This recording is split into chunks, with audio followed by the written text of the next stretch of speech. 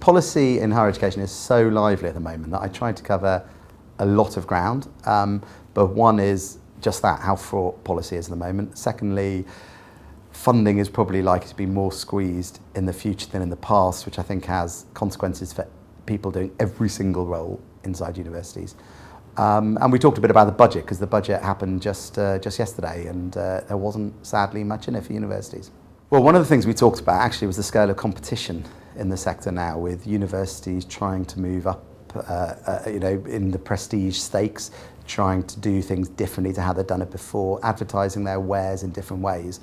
And things like the removal of student number controls and the fees and funding regime we now have means universities are changing, and that affects everybody in university, but obviously it affects staff as much as students. So it's going to be bread and butter for HR professionals in the next few years, just as it already has been in the last couple of years as well. So I think the most important questions for HR professionals from our recent research are multivaried, to be honest. We produce a lot of papers each year, and probably everyone has some impact on HR professionals. But the piece of work we're most well known for is Student Academic Experience Survey.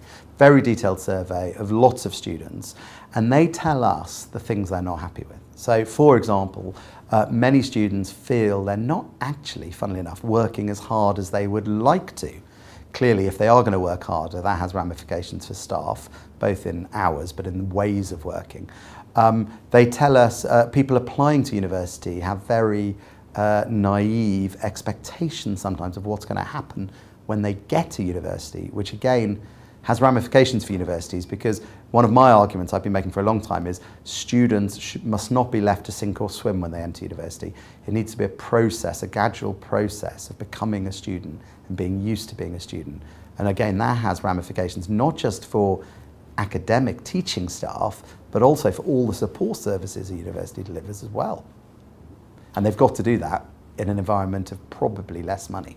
So I've made a recommendation that 70% of people should go to university. I was quite vague about exactly how you measure that, whether there's an age limit when you're measuring the data, for example.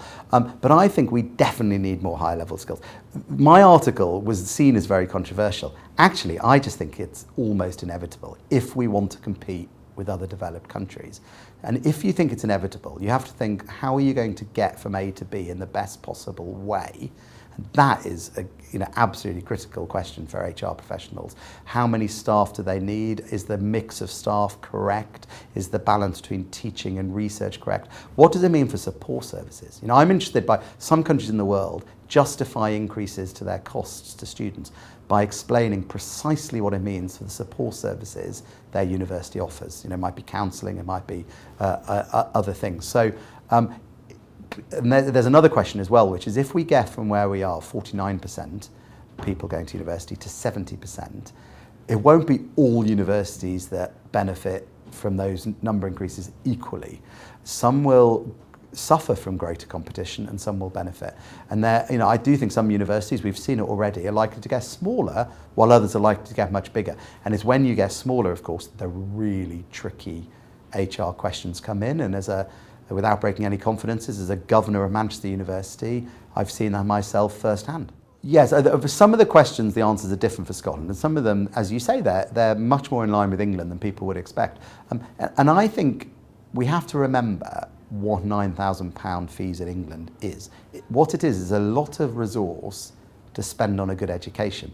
And the challenge a lot of Scottish universities are facing now is that because they don't have tuition fees, there's some fantastic universities in Scotland, but because they don't have tuition fees, there is a real resource constraint in Scotland that is actually beginning to impact on the student experience in ways that I find quite worrying. They were challenging because they ranged over such a wide range of issues, firstly. Secondly, because people want to know where the higher education sector in the UK is going to go next.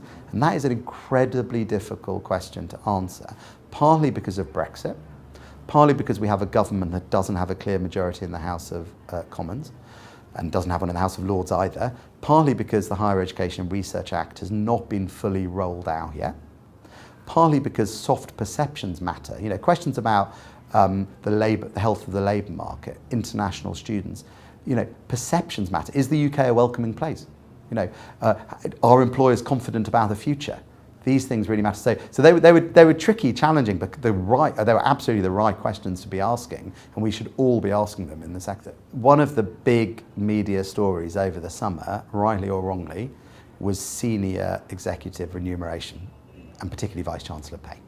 So I think that, making sure universities are thinking about that question sensibly, the whole senior management team, and they have the right structures and governance in place.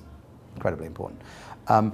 Downsizing and increase. The shape of university workforces is changing as well. So, and it may change more with the latest research excellence regulations about to come out.